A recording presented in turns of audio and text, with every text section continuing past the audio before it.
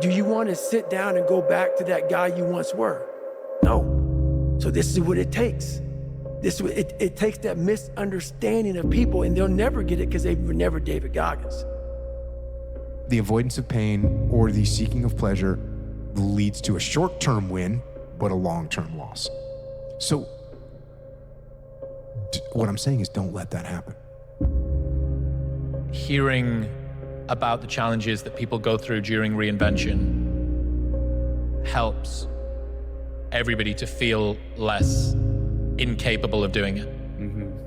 It doesn't work that way, guys. If you want different results, you gotta do something different type of action, different plan of attack to achieve those goals. Otherwise, you're gonna end up with the same shit every single time, unless you guys change it. Tiny little things repeated over time is what produces dramatic change. If you don't fail, you're not even trying. Do you want to be weak, or do you want to be a disciplined, strategic thinker? Do you want to be a short-term lizard brain? Right? The lizard brain is just reacting to what, like, survival instincts. That's all it's doing. I told him, I said, I will finish this. And this goes back to my, like, almost stupid belief in myself, to where I do things that hurt myself because I'm like, I'm not gonna fail. I'm not gonna stop. Levels of hierarchical responsibility gives you an identity. It gives you a purpose. It protects you from anxiety. It does that in all sorts of ways. So leading by example is a big purpose, you know, for people to be able to see it. Because it was big for me to see it and think that I can do it too. So there's that part of it. You don't get discipline from an external source. You have to get it from you. That's what self-discipline is. You get it from yourself. You get it from you. He maintains faith regardless of what's happened to him. And that's really the moral of the story of Job, which is that you are morally obligated to maintain faith no matter what happens to you. How many things there are in this world that I do not want, right? And that's a form of freedom. So not wanting something is as good as having it. Perhaps the original work of humility. Yeah. I guess something to learn. Courage. Really, I can step forward into this. Yes. I'm not stepping back. Right. Away from it. The heaviest things in life aren't iron and gold, but unmade decisions. The reason you are stressed is that you have decisions to make and you're not making them. I've always said, losing your temper is a weakness. But for you, it was like losing your temper shows insecurity. And that was enough to make you, I'm not playing that game. And the difference between winning and losing, happiness and sadness, is so small, it's almost scary to talk about. But the good news is I think I kind of know what it is, and it's this one more. Absolutely. Just get into the gym, find that, that mind, the body connection. You're gonna feel invincible. And then when you had that's 95% of the game. If it's all about what you want right now, or more accurately, all about what something wants this moment, that's the definition of immature insanity. There is a strange feeling that one is not yet in real life. For the time being, one is doing this or that, but there is always the fantasy that sometime in future, the real thing will come about. Oh, I've been at every economic level there is. I've been stark, raving poor, and I've been well off. It's way better to have money. Don't let nobody fool you. Telling yourself every day, here I go again, and I got what it takes. This is my day, and nothing out here is going to stop me. And when you go out there, life say, come over here. To see it before my eyes, it gave me a different outlook on it. I kind of sat back and realized, it's there now. It's there for the taking. All I must do now is show up and continue doing what I am doing. But a huge part of the reason that people fail is because they don't ever set up the criteria for success. And so, since success is a very narrow line and very unlikely, the probability that you're going to stumble on it randomly is zero. I think we've neglected for decades the socialness of our animal, and social media and cell phones and the ubiquity of those technologies have complicated our ability to be human. Be the guy who embraces the ugly, the miserable. Be the guy who embraces hard work, the grind. Don't be afraid of being hurt. Don't be afraid of sacrificing some blood. Thank you, God, for giving me the chance to grow. Because there's nothing worse in life than not being challenged, not having that anxiety, that fear factor. What if I lose? What if I don't? That moment is life. Want to improve your quality of life? The easiest and best way to do that is to observe your own mind and your own thoughts and be a little, not necessarily critical, but be observant of yourself more objectively. What if I can be the 36th? It's the what if I can pull off a miracle. What if I can become someone that no one thinks I can be? And just me talking about that, I have the hair going up on my arms because it makes me just like, what if? And he said, fame doesn't change you, just changes everybody around you. Yeah. And that, when you're on your way up, everyone roots for you because you remind them of their dreams. When you're at the top, everyone tears you down because you remind them that they gave up on them. That really, that spoke to me. I think it's very important to keep that in mind, right? Because in most cases, what made you walk away was just the short-term pleasure, or at a minimum, the short-term avoidance of pain. Yeah. One of those two. It's because my life isn't their life. They're focused on themselves.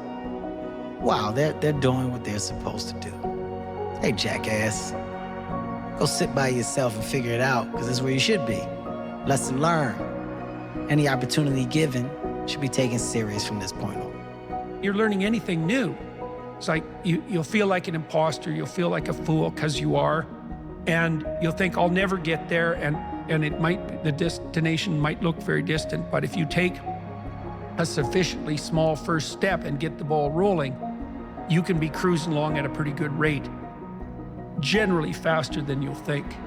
You know, it's a lot of uncertainty. You never know what's going to happen, what's going to happen next, and what the future holds for you. But you got to kind of, be ambitious and have faith in yourself, and that if you do the hard work, that's the thing. Like really getting through to these guys that if you do the hard work, you put the time in, that's going to separate you from everybody else that's moving to LA to do the exact same thing that you're trying to do. That's what separates the boys from men. He's just like me. Why are you doing things? You have to ask yourself, right? And that is your discipline, right? Why am I going to work every single day? And of course, I understand a lot of people here don't have the luxury like I am afforded now, and you have to go to work. You have to. You have to keep the lights on, and all this kumbaya crap about just do it for love is bullshit. At the end of the day, if you got to keep the lights on, right? Sure, there's a practical. But you got to ask yourself why. Your stuff is good. And even if it feels uncomfortable, that can sometimes be right. I think so often, not only on film, but in life, we so want to feel comfortable, but that doesn't always bring the best results. If I look back, I think some of my more successful things, in my point of view, have been the things I've been most nervous about and probably most unsure when I began. There's something about jumping off that cliff, which means you end up going for broke and probably end up taking a few more risks, if you know what I mean. If you will change, everything will change for you. You don't have to change what's outside. All you've got to change is what's inside. To have more, you simply have to become more. And then he said, don't wish it was easier, wish you were better. Don't wish for less problems, wish for more skills. Start working on yourself, making these personal changes. And he said, it'll all change for you. Everything I didn't want to do is what got me to where I'm at today. Interesting. Every single thing. So where we find comfort, that's where I started getting scared. Yeah. When I started saying, oh, it's raining, I'm not going out there. No, you cannot say that. You cannot do that. You have got to do this. So whatever my brain thought, I did the opposite. Wherever the comfort was, I went the opposite direction. And over a period of time, boy, it calluses the out of your mind. You start to really develop a whole nother being. Is it possible to become worth millions? Speaking economically, now there's a lot of values to become, but let's just talk economics. Is it possible to become that valuable? And the answer is, of course. It's Of course. Now let me give you the secret. She'll say, here's the secret, Mr. Rohn. Learn to work harder on yourself than you do on your job. Once I got that, it turned my life around. Learn to work harder on yourself than you do on your job. He said to me, what the biggest mistake people make with fear is saying, oh, I'm scared, I hate this, get it out, I don't want you near my life, this is not helping me, and you get obviously really wound up.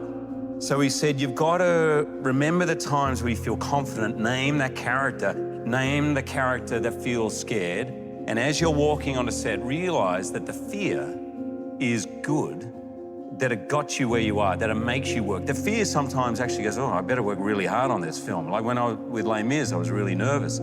So he said, that fear, embrace it. What people usually don't do is they never take time for themselves to ask themselves, who do they want to be tomorrow, next year, in 10 years? And Tyler, even as a young kid, he'll go out there and he'll sit in a tree for an hour with his friends. Yeah. He'll just sit in a tree because we usually forget who we wanted to be. We're answering everybody else around. We're a mother, we're a father, we're a husband, we're whoever else. And he takes about an hour a day and sits in the street and writes everything down. He doesn't put it on his cell phone. He doesn't put it in his smartphone, on the tablet. And he uses that as a Bible, and every day keeps navigating him towards success. I think I always want to constantly evolve. You know, I always want to constantly grow. I never want to get to a point where I feel like I got it figured out. You know, like I always want to like kind of like push myself to be better, you know, and do greater things, no matter what it is. I mean, I want to be the best. I'm a competitor. You know, I like to compete. You know, like growing up with, you know, with the name Michael Jordan, you know, I've always had a certain pressure on myself, and always having to kind of like, you know, prove people wrong, and I just kind of like put an instant chip on my shoulder of wanting to be great, you know, and do great things, and also help people, man. I'm really big in the next generation. I feel like that's the only way it's gonna get better moving forward. You know, I've always been very ambitious. I'm a very competitive person. I don't like losing, even in games and such, right? So I'm in my 30s, and I know that there's something inside of me that could be interesting for the world to express. I know it deep inside. I've had these weird experiences, I have these weird thoughts. They could amount to something interesting, but I haven't been able to figure out how to do it. I try journalism, I try writing plays, I try writing novels, I try writing screenplays. It doesn't click. It's not who I am, it's not working. But I know I can do something great. Yep. And I said to myself as a young kid, I want to be that. Mm-hmm. I don't need to win. I don't need trophies. I don't need people to like me. I just want what he has. Yeah. A fictional character, whatever the hell it was, I want that. And I visualized that. And I want to become the guy who can get off the canvas and look at somebody who beat the out of him, life. Yeah. I'm talking about life right now. Yeah. In life, even life itself pushed her head down towards David Goggins. Yeah. This is not going to stop. So that mentality became what I wanted. And that's how it started, with that visualization of the canvas. Mm-hmm. And all I gotta do is just keep getting up. Success and nice things and all that good stuff, of course, you know, but at the same time, you know, that's not the motivation. My dad used to tell me all the time, like, you gotta be serious about something. When I reflect and think about how far I've come, yep, I told myself at a young age that I was gonna like sacrifice. I used to run myself into the ground to like pure exhaustion, just because then I would feel like, oh, I deserve it. Probably why I go so hard in the gym, go so hard in life. I want to feel the hardships of it. How do you push past the not wanting to do something? You remember why you're doing it, why you're working hard, what's at stake. For me, it's, you know, my family. All the dreams that I have in my head that I want to, you know, see manifest. I want to leave a mark on this world. I want to do things that's going to last longer than my physical body will. Come on. Your all's a lot more than you know. You got more inside of you to give. Stop selling yourself so short. The one thing that made me who I am today is being vulnerable. It's breaking myself down to the absolute rock bottom and being able to tell people who I am. And that's how I fixed it, literally. I blame no one. I look in the mirror. On the other side of it, what an opportunity we have, because tomorrow's the first day of the rest of our lives. So what an opportunity we have to practice what he preached. Even in portrayals of alcoholism and of addiction, it's really difficult to capture in popular cinema just how like mundanely desperate it is. There's not even any glory in the demise, so to speak. I've been brought to my knees more than once, and I can tell you in those moments, all you feel is fear and this overpowering impulse to retreat back to what you know. And it is in those moments, those are the moments of truth that no one sees, where you're at your breaking point. And that's where faith comes in, honestly. You have to believe in yourself. You have to be able to hold that vision for the better life of your aspirations. But I can tell you, as somebody who has weathered more than a few large personal changes in my life, it is a very confusing, protracted time, and it takes a lot longer than people realize. There's a lot of confusion, there's a lot of self-doubt, there's a lot of judgment from other people. If you're breaking outside of a social expectation or a familial expectation, if you're trying something new, your peers, your friends are gonna look at you a little bit differently. Perhaps they're not gonna be as supportive as you might have expected. So there's a loneliness, I think, that is part of it as well. And I think with that is this testing process around your level of willingness, around your level of trust in yourself. Maybe I don't have to listen to everyone telling me to do things, and maybe I should just listen to myself and actually like pursue things that I want to. You gotta chase that dream before you die, man. Bishop Jake said one time, Bishop Jake said, I would hate to die and never do the thing I was born to. You shouldn't let that happen. Buy it now, you'll get it back. Just spend it now. You'll make it back. You know what I'm saying? I think that's probably some of the worst advice I've had. You will never see a U-Haul behind a hearse. You can't take it with you. The Egyptians tried it, and all they got was robbed. It always comes back to perseverance, persistence, high pain tolerance, an ability to suffer through discomfort, a welcoming of doing hard things, and willingness, really. The impact of something is so much greater than the estimate of it. It hurts way more than what was thrown, if that makes sense. And that's a really strange thing, I think, for people, a circle for them to squat. In being in the military does not make you a disciplined person. Being from a disciplined family does not make you a disciplined person. Being in a disciplined group does not make you a disciplined person. What makes you a disciplined person is choosing to be disciplined. So I think inevitably our suffering is when we have expectations or desires or ideas about what reality or I am or you are, and they're disrupted. And we suffer the burden of reality not looking as if we imagined it to look. Honest with where you stand and how you feel. It's really giving another person an option and opportunity to be as honest with you. And whatever your fear of that is, of that outcome, is never really as big as what you make it up to be, you know? It's this very slow curve until it asymptotes up. And everyone wants to talk about the pivot moment when it goes skyward, but the truth is the real work is in the drudgery. Correct. And the difficult, anonymous work of shoveling every single day. Well, courage isn't based on security. That's a stupid theory. You're not courageous if there's no risk. So your notion is you'll be courageous when there's zero risk. Well, obviously that's a contradiction in terms. You're only courageous if there's a risk. But if you can begin to harness yourself and say that where I am, I'm going to do the best I can with what I got, because that is an expression of who I am.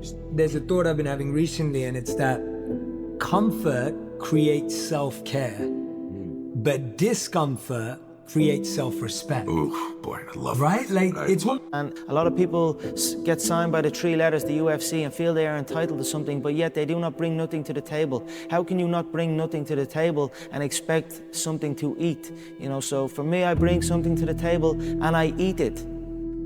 People get so focused on why things won't work and what might go wrong.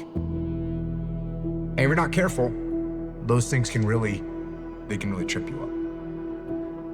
And you can start to wonder if your plan is even feasible. He said something like along the lines of, I made $200 million from the sale of PayPal. I put $100 million into SpaceX, 80 million in Tesla, 20 into Solar City, and I had to borrow money for rent, right? This guy is a perennial risk taker. He's always willing to start over. He doesn't have any pride about being seen as successful or being seen as a failure. He's willing to put it all on the line. Back himself again each time. So recommend you check in with yourself and what matters to you now. And so for me, it's a matter of checking in now so that I don't lose my family in the pursuit of my business or lose me.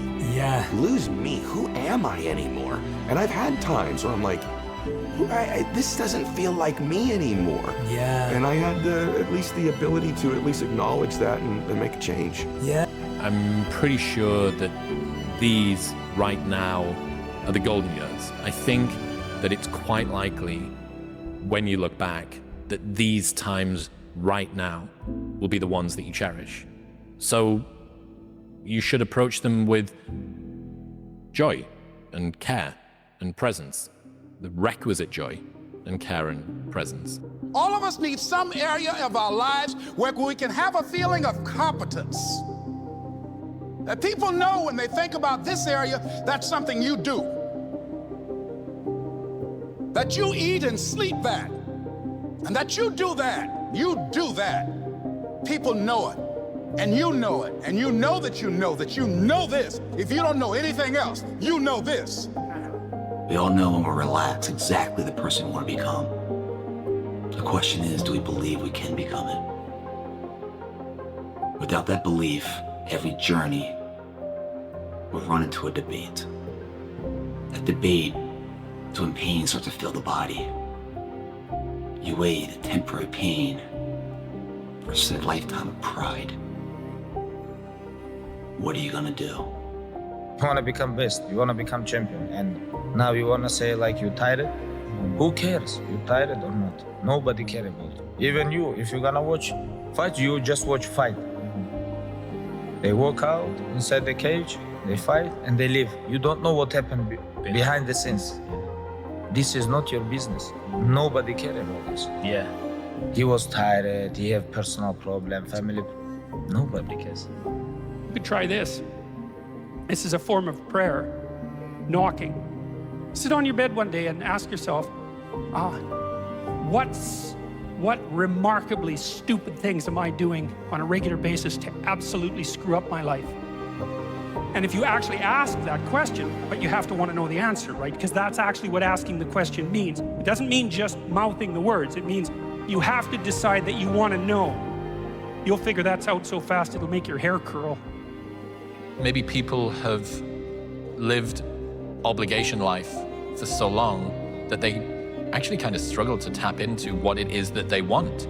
They've hidden their wants and their desires and their needs, and they've deprioritized themselves so much for so long. They go, what do I want, actually? What is it? Do I want to go to this thing or not? Because all I've done is be puppeted, right? I've been marionetted by other people's desires for so long. I can't even tap into that anymore.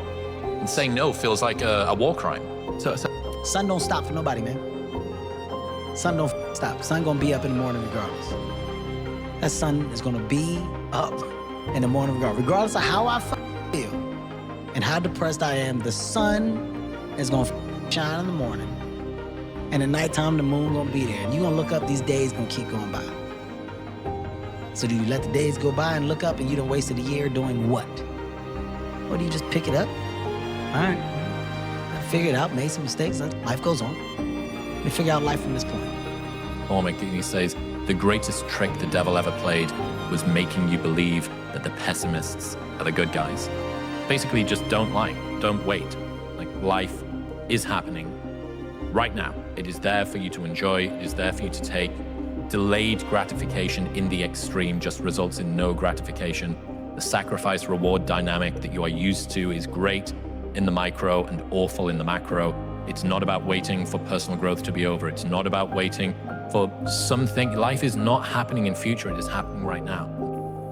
A pine tree grows and matures very fast.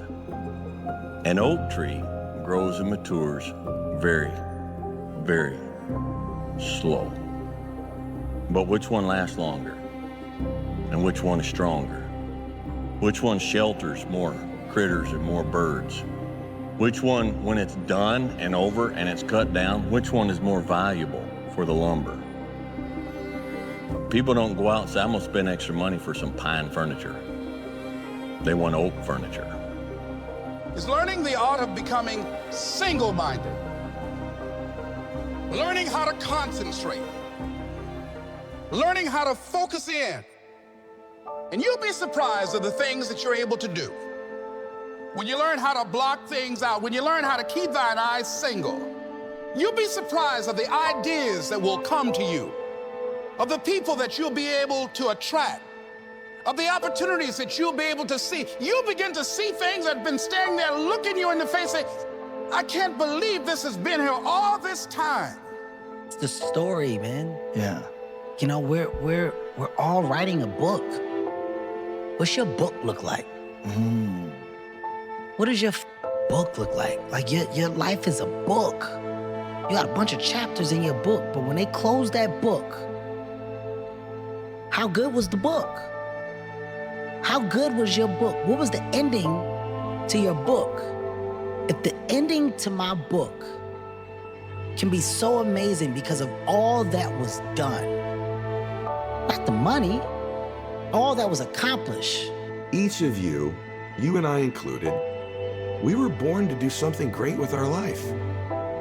We were born to do something great with our life. And it's important to check in from time to time of what that current great thing is. And sometimes we think it's the big things. It's the people that are on both our shows. They've made this big movie. They've got this big song. They're this big thing. Who's greater? The man who helped my dad get sober? Or the fact that maybe I've helped some people because my dad got sober?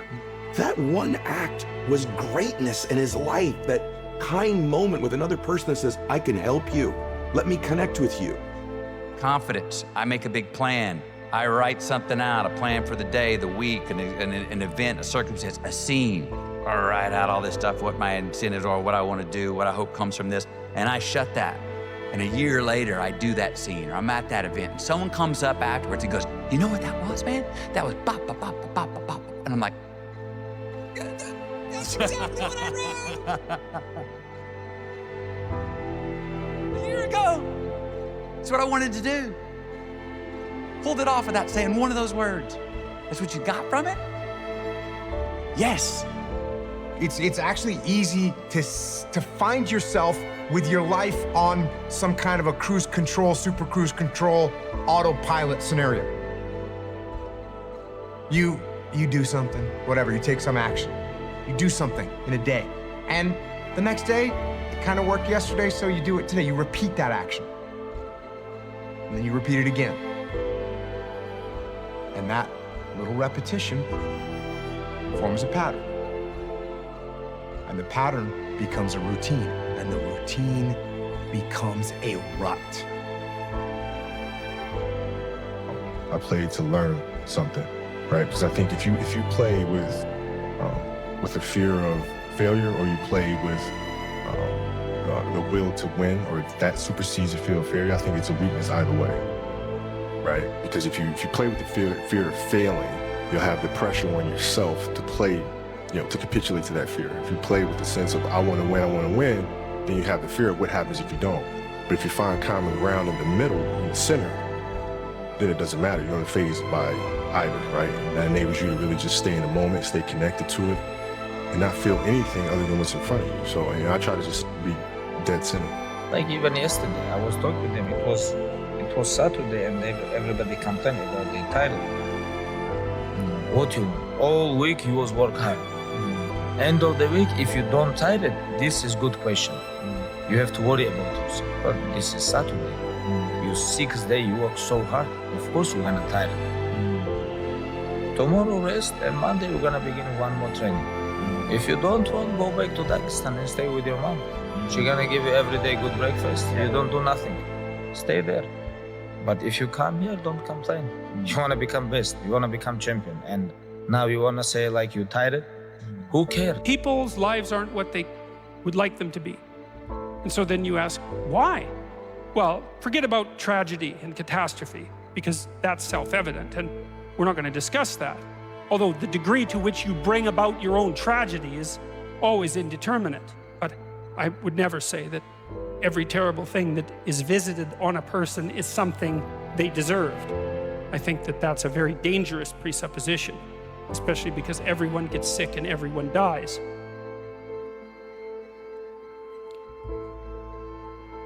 But one of the main reasons that people don't get what they want is because they don't actually figure out what it is. So the goal was to be the first one at breakfast. So I set my alarm. I make sure I'm up by sunrise. I get out of bed, I put on my gear and I head downstairs. But when I get there, Kobe's already there with ice packs on his knees, drenched in sweat. Now, it took me a minute to figure it out, but this guy wasn't only awake before me. He had already worked out. He had just played in the finals days earlier. Meanwhile, I'd been off for months and I was still exhausted. What he had done that morning was incomprehensible to me. That dedication he had only days after falling short of an NBA championship. That taught me something I've never forgotten. Legends aren't defined by their successes. They're defined by how they bounce back from their failures. And that's what I hope to communicate to anyone watching this.